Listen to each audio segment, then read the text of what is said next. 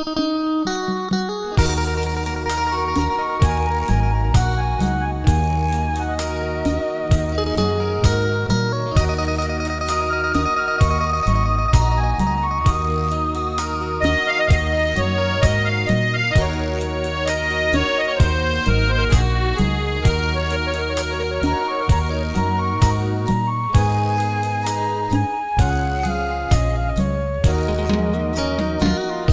อมกันสะน้อหูบ่หัวใจอายสั่นมางานแต่งงานที่แฟนเก่าอายเป็นเจ้าสาวเมื่อถึงขั้นตอนพิธีกรสัมภาษณ์สองเจ้าอายนั่งบังเสาย่านเขาบอกหอมแก้มกันอดีตเอานั้นคบกันเกินจะล้างใจอายเมาแป้ตายเมื่อได้ข่าวน้องจะแต่งงานเมื่อถึงวันนี้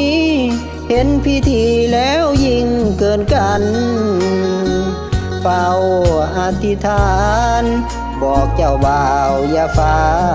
ใจฮ้อนให้อายกลับสาก่อนจังหอมแก้มกันได้บ่เหลือใจแท้นอแค่ผู้อื่นพากันอ่อนซ้อนห้องเสียเจ้าบ่าวหอมแก้มเจ้าสาววอนวอนให้อายเจ็บปานถือคอนหมดคำวอนนั่งเหงาก็สองกอดกันสะน้อ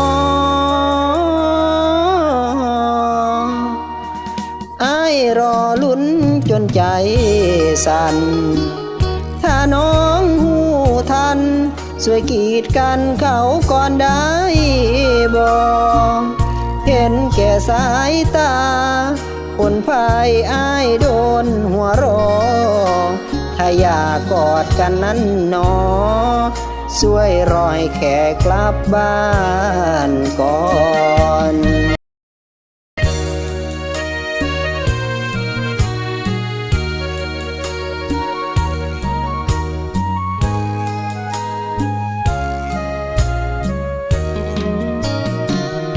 กอดกันสะน้อ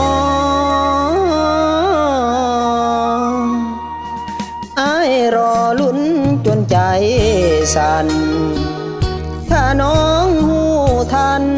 ช่วยกีดกันเขาก่อนได้บ่เห็นแก่สายตาคนพายอายโดนหัวรอถ้าอยากกอดกันนั้นหนอช่วยรอให้แขกกลับบ้านก่อนถ้าอยากกอดกันนั้นหนอช่วยรอให้อายกลับบ้านก่อน